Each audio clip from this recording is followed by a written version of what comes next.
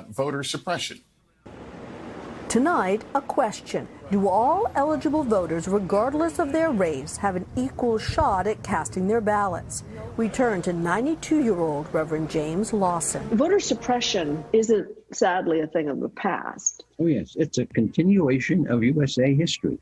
Reverend Lawson says long lines, ID requirements, the purge of voter lists, and reduced access to ballot drop boxes makes voting harder than it should be, especially for people of color. It's a form of racism. Our power has always been in ourselves. Racism is something he's fought against nonviolently his whole life.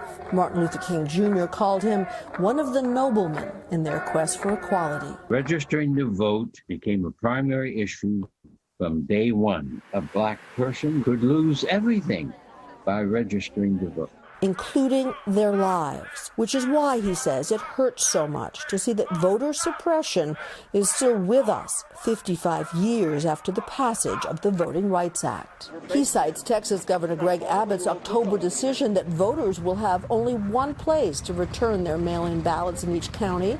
The governor says it will enhance ballot security. Lawson says it will hamper minority voting, as some of the counties with huge minority populations are as big as eastern states. It's absolute suppression, repression. It follows the plantation owners of the 1870s who used bullets and guns to stop the voting.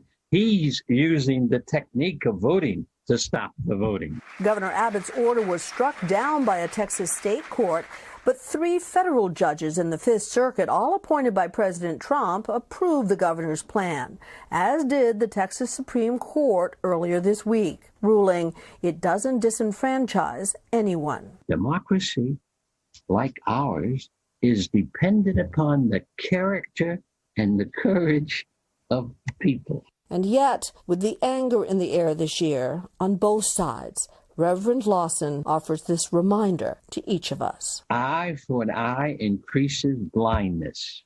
It doesn't, therefore, increase sight and vision. Evil for evil escalates and increases evil.